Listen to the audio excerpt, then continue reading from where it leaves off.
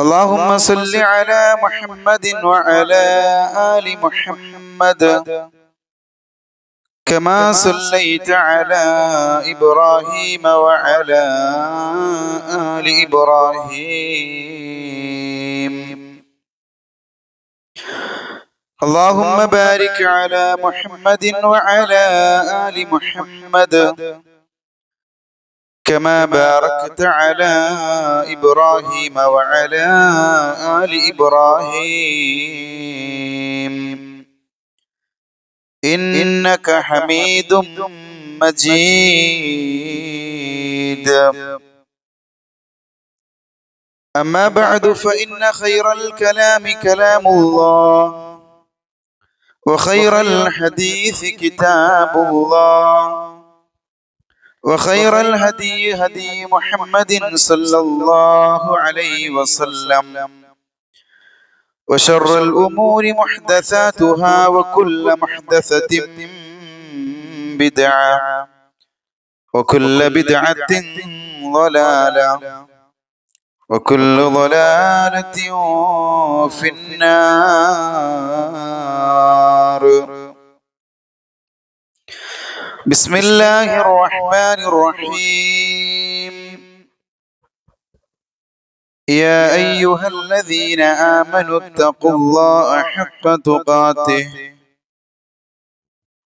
ولا تموتن إلا وأنتم مسلمون. يا أيها الناس اتقوا ربكم الذي خلقكم من نفس واحدة وخلق منها زوجها وبث منهما رجالا كثيرا ونساء واتقوا الله الذي تساءلون به والأرحام إن الله كان عليكم رقيبا. يا أيها الذين آمنوا اتقوا الله وقولوا قولا سديدا يصلح لكم أعمالكم ويغفر لكم ذنوبكم ومن يطع الله ورسوله فقد فاز فوزا عظيما. اتقوا الله عباد الله. ഏറെ സ്നേഹം നിറഞ്ഞ വിശ്വാസിനികളെ, സഹോദരങ്ങളെ, ജീവിതത്തിന്റെ മുഴുവൻ സന്ദർഭങ്ങളിലും റഹ്മാനായ റബ്ബിനെ ഭയപ്പെട്ടുകൊണ്ട് ജീവിക്കണേ എന്ന് ആമുഖമായി ഓർമ്മപ്പെടുത്തുകയാണ്, വസിയത്ത് ചെയ്യുകയാണ്. ജീവിതത്തിൽ നാം അനുഷ്ഠിക്കുന്ന മുഴുവൻ സൽക്കർമ്മങ്ങളും അള്ളാഹു നമ്മിൽ നിന്ന് സ്വീകരിക്കുമാറാകട്ടെ. മരണസമയത്ത് കലിമത്തു തൗഹീദ് ലാ ഇലാഹ ഇല്ലല്ലാഹ് ഉച്ചരിച്ച് മരണപ്പെടാനുള്ള സൗഭാഗ്യം അള്ളാഹു നമുക്ക് ഏവർക്കും പ്രദാനം ചെയ്യുമാറാകട്ടെ. റസൂൽ സല്ലല്ലാഹു അലൈഹി വസല്ലമ ഒരുപാട് പ്രാധാന്യം നൽകിയ ഹദീസിലൂടെ ഒരുപാട് മഹത്വം വിശദീകരിച്ച റമദാനിന് മുമ്പുള്ള ശഅബാൻ മാസത്തിലേക്കാണ് നമ്മൾ പ്രവേശിച്ചിട്ടുള്ളത്.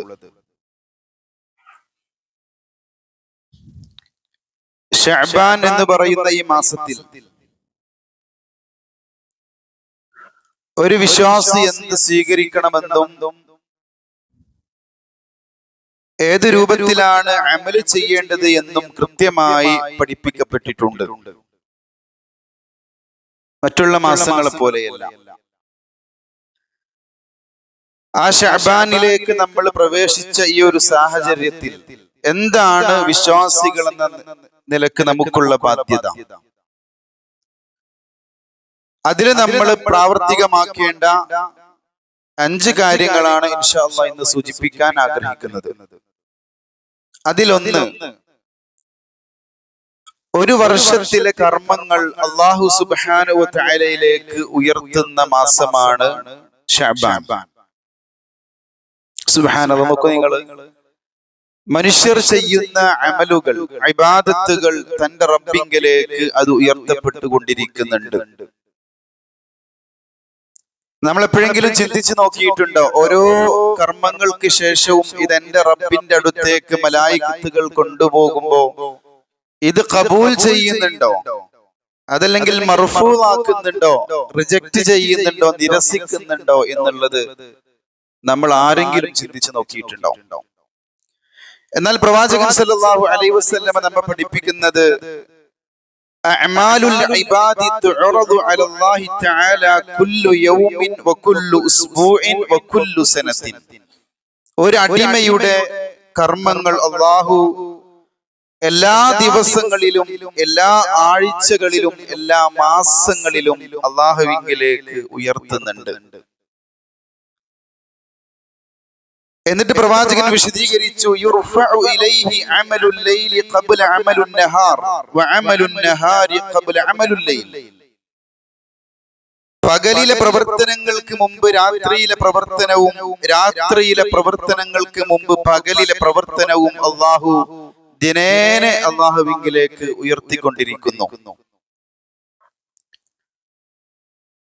അതുപോലെ തന്നെ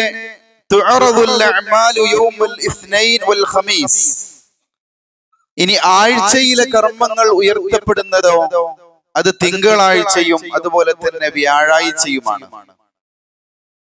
അതുകൊണ്ടല്ലേ അല്ലാഹുവിന്റെ ഹബീബ് സല്ലല്ലാഹു അലൈഹി വസല്ലം പറഞ്ഞത്, ഫഉഹിബ്ബു അൻ യുറദ അമലി വഅന സായിമുൻ. എന്റെ അമൽ അല്ലാഹുവിങ്കലേക്ക് ഉയർത്തുന്ന ദിവസങ്ങളായതുകൊണ്ടാണ് ഞാൻ ഈ ദിവസങ്ങളിൽ നോമ്പനുഷ്ഠിക്കാൻ ആഗ്രഹിക്കുന്നത്, ഇഷ്ടപ്പെടുന്നത്. അതുകൊണ്ട് പ്രവാചകൻ ആ നോമ്പ് നമുക്ക് സുന്നത്താക്കി പഠിപ്പിച്ചിട്ടുള്ളത്. ഒരു മനുഷ്യൻ ചെയ്ത കർമ്മങ്ങൾ ആഴ്ചയിൽ അല്ലാഹുവിങ്കലേക്ക് തിങ്കളാഴ്ചയും വ്യാഴാഴ്ചയും ഉയർത്തപ്പെടുമ്പോ പ്രവാചകൻ പറയാണ്, ഉഹിബ്ബു അൻ യുറദ അമലി വഅന സായിമുൻ. ഞാൻ നോമ്പുകാരനായിരിക്കെ എന്റെ അമൽ അല്ലാഹുവിങ്കലേക്ക് ഉയർത്തണം. അതുപോലെ തന്നെ പിന്നീട് അല്ലാഹുവിന്റെ പ്രവാചകൻ പഠിപ്പിക്കുകയാ, ശഹ്റു ശഅബാൻ വഹുവ ശഹ്റുൻ തുർഫഉ ഫീഹി അൽഅമാലു ഇലാ റബ്ബിൽ ആലമീൻ. ഇനി ഒരു വർഷത്തിലെ അമല്, ഒരു വർഷം മുഴുവനായി നമ്മൾ ചെയ്ത അമൽ അല്ലാഹുവിങ്കലേക്ക് ഉയർത്തപ്പെടുന്ന മാസമാണ് ശഅബാൻ.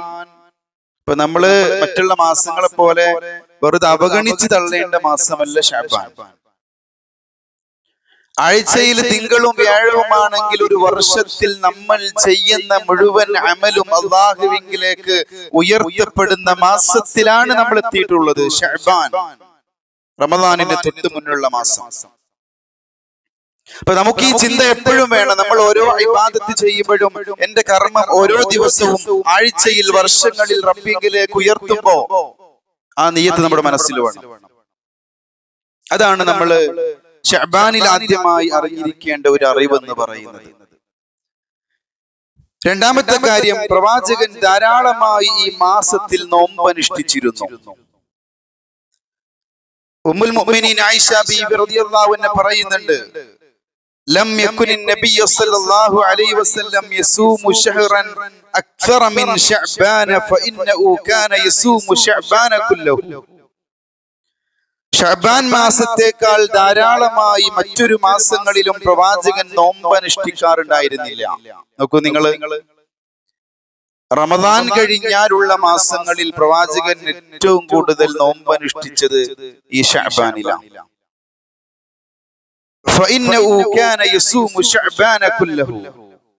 എന്നിട്ട് പറഞ്ഞു, ശഅബാൻ മുഴുവനായും പ്രവാചകൻ നോമ്പനുഷ്ഠിച്ചിരുന്നു.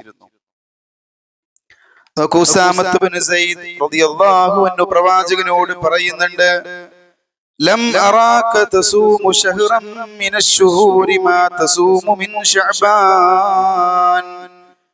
റസൂലേ, താങ്കൾ ശഅബാനിൽ നോമ്പനുഷ്ഠിക്കുന്നത് പോലെ മറ്റുള്ള മാസങ്ങളിൽ നോമ്പനുഷ്ഠിക്കുന്നത് കണ്ടിട്ടില്ല.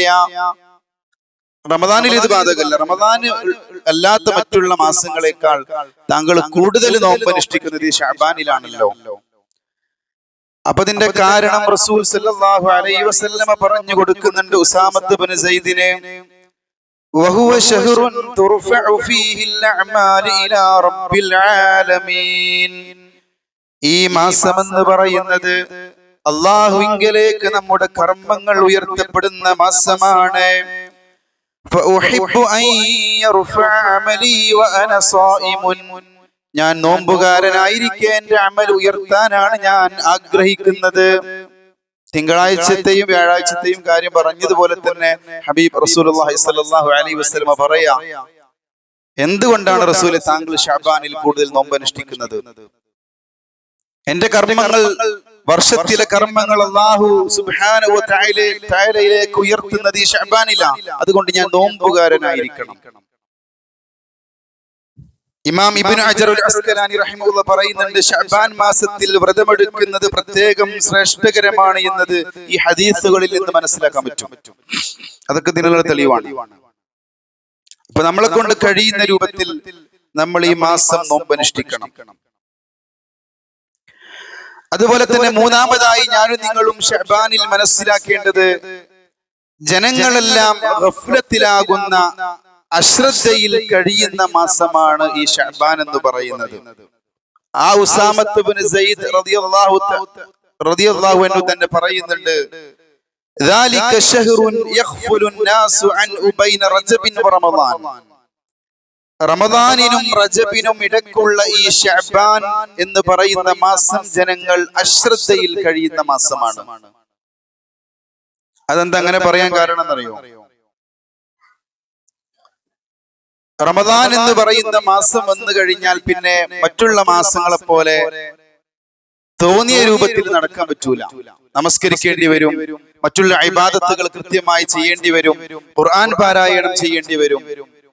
അപ്പൊ അതിന് മുന്നുള്ള മാസം മാക്സിമം മറ്റുള്ള തിന്മകളൊക്കെ ചെയ്യാവുന്നത്ര ചെയ്യാം എന്ന രൂപത്തില് അശ്രദ്ധരായി കഴിയുന്ന ആളുകളുണ്ട്. റമദാൻ വരട്ടെ, എന്നിട്ട് നന്നാവാം, ആ സമയത്ത് ഇസ്തിഗ്ഫാർ ചെയ്യാം, അള്ളാഹു എനിക്ക് പുറത്തു തരുമല്ലോ എന്ന് പറഞ്ഞുകൊണ്ട് ജനങ്ങൾ അവഗണിക്കുന്ന, ഗഫ്ലത്തിലോടുകൂടി നടക്കുന്ന മാസമാണ് ഈ ശഅബാൻ എന്ന് പറയുന്നത്. അതുകൊണ്ടാണ് പ്രവാചകൻ പറഞ്ഞത്, തൂബാ ലിൽ ഗുറബാ, ചില ആളുകൾക്ക് മംഗളം, ആശംസകൾ. ചോദിക്കപ്പെട്ടു, മനിൽ ഗുറബാ യാ റസൂലല്ലാഹ്, ആർക്കാണ് തങ്ങൾ ആശംസ അറിയിച്ചത്? അപ്പൊ പ്രവാചകൻ സല്ലല്ലാഹു അലൈഹി വസല്ലമ പറഞ്ഞു കൊടുക്കുന്നുണ്ട്, അല്ലദീന യസ്ലിഹൂന ഇദാ ഫസദന്നാസ്. ജനങ്ങളെല്ലാവരും തിന്മയിൽ കഴിയുന്ന ഒരു സമയമുണ്ടെങ്കിൽ, ഒരു കാലമുണ്ടെങ്കിൽ, ആ സമയത്തും കാലത്തും ഇബാദത്ത് ചെയ്യുന്ന ആളുകളാണ്.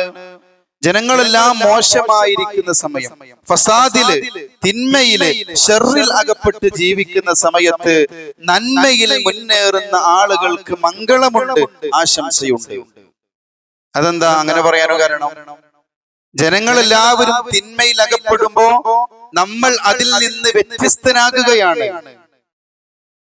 അള്ളാഹുവിനെ ഓർക്കുകയും അവനെ ഇബാദത്ത് ചെയ്യുകയും സുജൂദ് വർദ്ധിപ്പിക്കുകയും അതുപോലെ തന്നെ ദുആ വർദ്ധിപ്പിക്കുകയും ദിക്റുകൾ അധികരിപ്പിക്കുകയും ചെയ്യുന്നത് അതിൽ നിന്ന് ഒരു വ്യത്യസ്തത പുലർത്തലാണ്.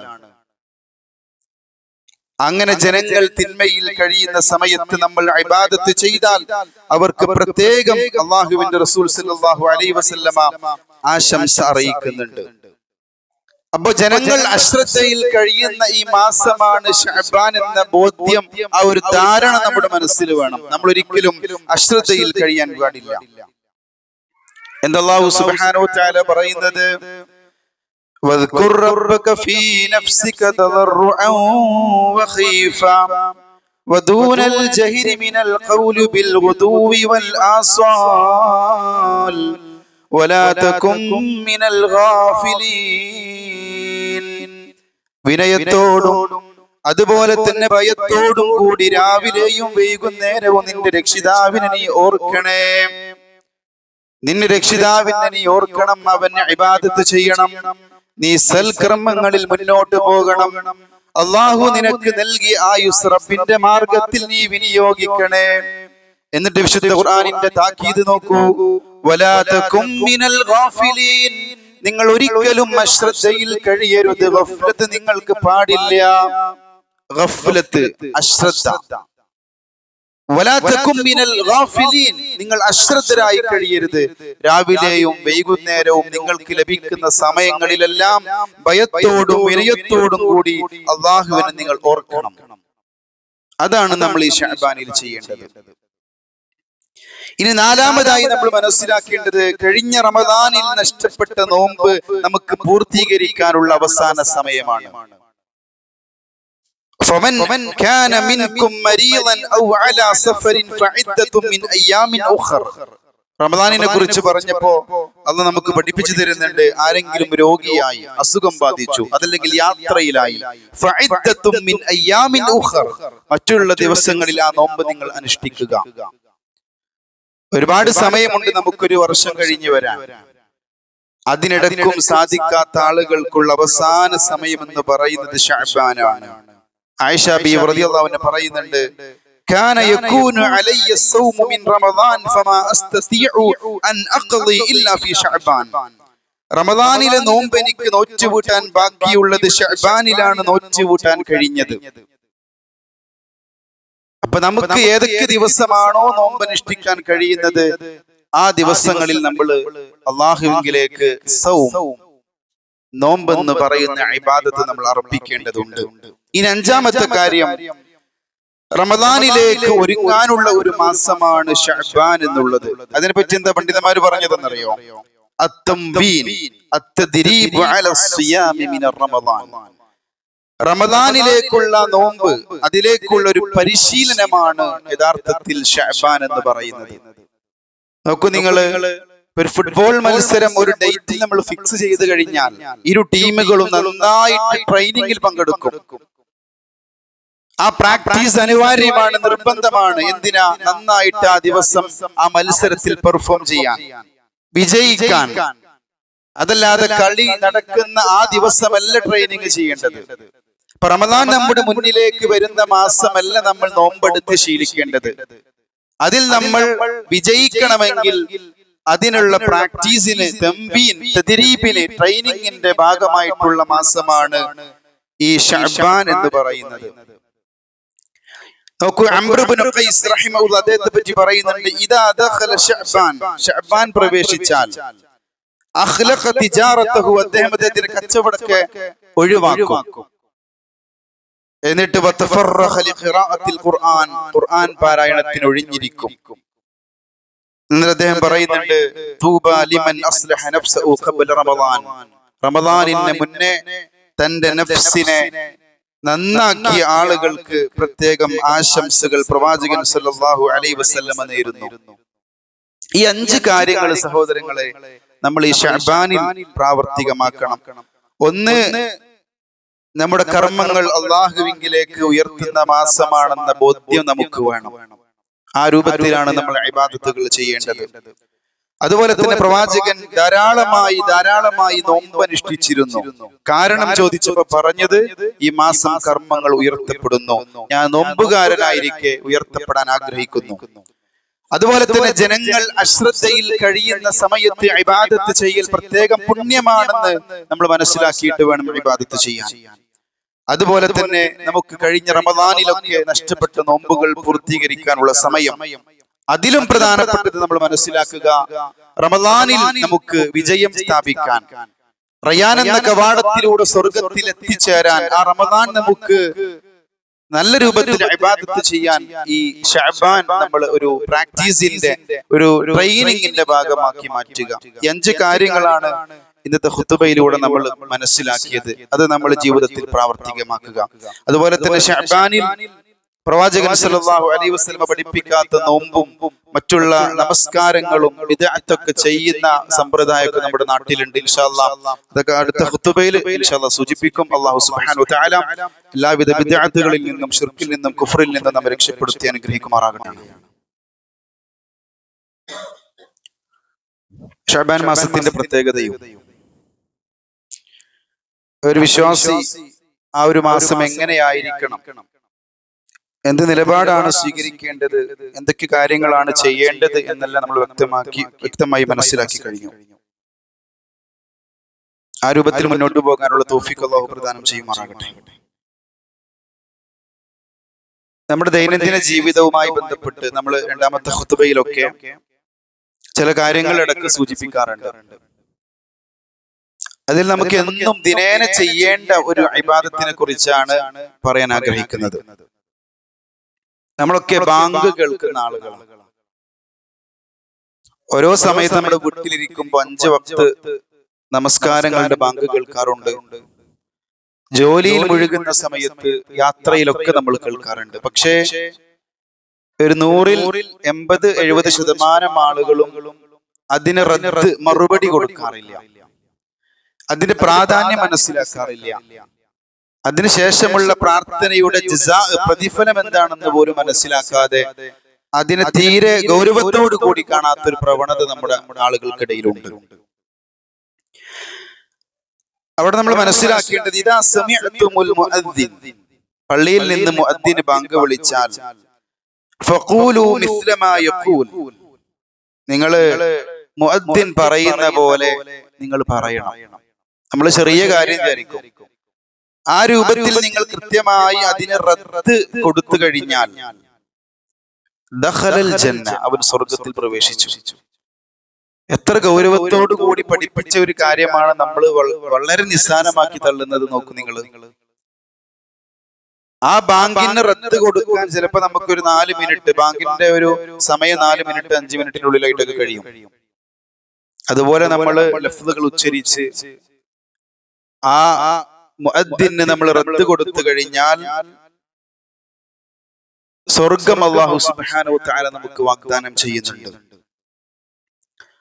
അപ്പോ ഒരു സഹാബി പ്രവാചകനോട് പറയുന്നുണ്ട്, യാ റസൂലല്ലാഹ് ഇന്നൽ മുഅദ്ദിനീന യുഫദ്ദിലൂനനാ, ബാങ്ക് കൊടുക്കുന്ന ആളുകൾക്ക് നല്ല പ്രത്യേകതയും പ്രാധാന്യവും പ്രതിഫലമുണ്ട് അല്ലാഹുവിന്റെ അടുക്കൽ. ഇഖാമത്ത് കൊടുക്കുന്ന ആൾക്കും ഒരു ഹദീസിലില്ലേ, അതിന്റെ പ്രാധാന്യം നിങ്ങൾ മനസ്സിലാക്കുകയാണെങ്കിൽ നിങ്ങൾ നറുക്കിടുമായിരുന്നു. ഇത്രയും പ്രാധാന്യത്തോടു കൂടി പ്രവാചകൻ പഠിപ്പിച്ചതാണ്. അപ്പൊ അവർക്ക് ഞങ്ങളെക്കാൾ കൂടുതൽ പ്രത്യേകതയും പ്രതിഫലമുണ്ട് റസൂലേ. പ്രവാചകൻ പറഞ്ഞു, നിങ്ങൾ സങ്കടപ്പെടേണ്ട, നിങ്ങൾ അവർ പറയുന്നത് പോലെ പറഞ്ഞോ, നിങ്ങൾക്ക് സ്വർഗമുണ്ട്. ഇനി ആ ലഫ്ളുകൾ നമ്മൾ പറഞ്ഞു കഴിഞ്ഞാൽ വീണ്ടും പ്രവാചകൻ സല്ലല്ലാഹു അലൈഹി വസല്ലമ നമുക്ക് ചില സുന്നത്തുകൾ പഠിപ്പിച്ചു തന്നിട്ടുണ്ട്. എന്താണ്?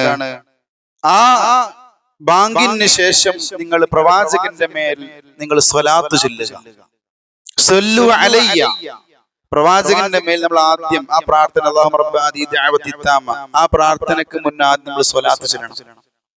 ഇബ്രാഹിമിയ സ്വലാത്ത്, അല്ലാഹുമ്മ സല്ലി അലാ മുഹമ്മദിൻ വഅലാ ആലി മുഹമ്മദ് എന്ന് തുടങ്ങുന്ന ഇബ്രാഹിമിയ സ്വലാത്ത് നമ്മൾ ആദ്യം ചൊല്ലണം. അത് കഴിഞ്ഞിട്ടാണ് പ്രവാചകൻ പറഞ്ഞത്, നിങ്ങൾ ഈ പ്രാർത്ഥന നിർവഹിക്കണം. അല്ലാഹുമ്മ റബ്ബ ഹാദിഹി ദഅവതി തമ്മ വസ്സലാത്തുൽ ഖായിമ ആതി മുഹമ്മദിനിൽ വസീലത വൽ ഫളീല വബഅത്ഹു മഖാമൻ മഹ്മൂദൻ അല്ലദീ വഅദ്ത. എന്തതിന്റെ അർത്ഥം എന്നറിയാം, നമ്മൾ അങ്ങനെ ചൊല്ലി പോകാറുണ്ട്. അതിന്റെ അർത്ഥം കൂടെ നമ്മൾ മനസ്സിലാക്കണം. അല്ലാഹുമ്മ റബ്ബ ഹാദിഹി ദഅവതി തമ്മ വസ്സലാത്തുൽ ഖായിമ, അല്ലാഹുവേ ഈ സമ്പൂർണമായ ക്ഷണത്തിന്റെയും മുന്നിലെത്തിയിരിക്കുന്ന നമസ്കാരത്തിന്റെയും രക്ഷിതാവേ, അല്ലാഹുവിനെ നമ്മൾ വിളിക്കണം. ആത്തി മുഹമ്മദിനിൽ വസീലത വൽ ഫളീല, മുഹമ്മദ് നബിക്ക് വസീലയും ഫളീലയും നീ നൽകണം. ആ വസീലത്തും ഫളീലത്തും അതിനെക്കുറിച്ച് വിശദീകരിക്കുന്നുണ്ട്. പ്രവാചകൻ സല്ലല്ലാഹു അലൈഹി വസല്ലമക്ക് നമ്മൾ വസീലത്തും ഫളീലത്തും നൽകണേ എന്ന് പറയുന്നത് അത് സ്വർഗത്തിലുള്ള ഉന്നതമായ പദവിയാണ്. എന്നിട്ട് അവസാനം പറയുന്നുണ്ട്, വബഅത്ഹു മഖാമൻ മഹ്മൂദൻ അല്ലദീ വഅദ്ത, നീ വാഗ്ദാനം നൽകിയ സുത്യമായ പദവിയിൽ നീ ഉയർത്തെഴുന്നേൽപ്പിക്കുകയും ചെയ്യണേ എന്ന്. വളരെ അർത്ഥമുള്ള, വളരെ പ്രതിഫലം അല്ലാഹു സുബ്ഹാനഹു വ തആല വാഗ്ദാനം ചെയ്ത ഒരു പ്രാർത്ഥനയാണ്. ഇങ്ങനെ നമ്മൾ ചൊല്ലിക്കഴിഞ്ഞാൽ പ്രവാചകന്റെ ശഫാഅത്ത്, ശുപാർശ നമുക്ക് നിർബന്ധമായിട്ടും ലഭിക്കും. മുഅദ്ദിനെ നമ്മൾ റദ്ദ് കൊടുത്തു കഴിഞ്ഞാൽ, മറുപടി കൊടുത്തു കഴിഞ്ഞാൽ നമുക്ക് സ്വർഗം അല്ലാഹു നൽകുക. പിന്നെ സ്വലാത്ത് ചൊല്ലിയാൽ, എന്റെ മേലിൽ ഒരാൾ സ്വലാത്ത് ചൊല്ലിക്കഴിഞ്ഞാൽ 10 പ്രതിഫലമുണ്ട്.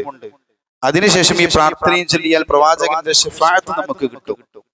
അപ്പൊ അത്രയും നല്ലൊരു പ്രതിഫലം നമ്മൾ ഒരിക്കലും നമ്മൾ നഷ്ടപ്പെടുത്താൻ പാടില്ല. ഓരോ ബാങ്ക് കേൾക്കുമ്പോഴും അത് എനിക്ക് അള്ളാഹു നൽകുന്ന ഒരു ഇബാദത്താണ്. അത് മുഅദ്ദിന് മാത്രമുള്ളതല്ല. അതിന് ഞാൻ കൃത്യമായി മറുപടി കൊടുക്കേണ്ടവനാണ്. അത് കഴിഞ്ഞ് സ്വലാത്ത് ചൊല്ലേണ്ടവനാണ്. അത് കഴിഞ്ഞ് പ്രാർത്ഥന ചൊല്ലേണ്ടവനാണ്. ആ പ്രതിഫലം നമ്മൾ ഇൻഷാ അല്ലാഹ് ഓരോ വക്തിലും നമ്മൾ കൈപ്പറ്റാൻ ശ്രമിക്കണം. അത് നമ്മൾ നിലനിർത്തുക. അല്ലാഹു സുബ്ഹാനഹു വ തആല അനുഗ്രഹിക്കുമാറാകട്ടെ. അള്ളാഹുവിന്റെ പ്രീതി ഉദ്ദേശിച്ചുകൊണ്ട് നാം നിർവഹിക്കുന്ന അമലുകൾ അള്ളാഹു നമ്മിൽ നിന്ന് സ്വീകരിക്കുമാറാകട്ടെ.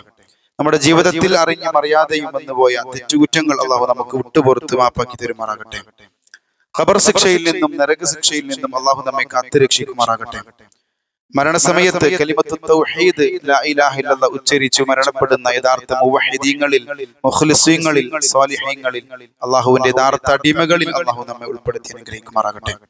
നമ്മുടെ കൂട്ടത്തിൽ ഒരുപാട് പേര് രോഗികളുണ്ട്. അള്ളാഹു അവർക്ക് പരിപൂർണ്ണ ശമനം നൽകുമാറാകട്ടെ. കടം കൊണ്ട് മനസ്സ് ബുദ്ധിമുട്ടുന്ന വേദനിക്കുന്ന ഒരുപാട് ആളുകളുണ്ട്. അള്ളാഹു അവർക്ക് അവരുടെ കടം ദൂരീകരിച്ചു കൊടുക്കുമാറാകട്ടെ. നമ്മുടെ കൂട്ടുകാരിൽ നിന്ന്, ബന്ധുക്കളിൽ നിന്ന്, അയൽവാസികളിൽ നിന്ന് മരണപ്പെട്ടു പോയവർക്ക് അള്ളാഹു റഹ്മത്തും മഗ്ഫിറത്തും പ്രദാനം ചെയ്യുമാറാകട്ടെ. അവർക്ക് അവരുടെ ഖബറിലേക്ക് അള്ളാഹു സ്വർഗത്തിന്റെ കവാടങ്ങൾ തുറന്നു കൊടുക്കുമാറാകട്ടെ. കണ്ണെത്താ ദൂരത്തേക്ക് അവരുടെ ഖബറുകൾ അള്ളാഹു വിശാലമാക്കി കൊടുക്കുമാറാകട്ടെ.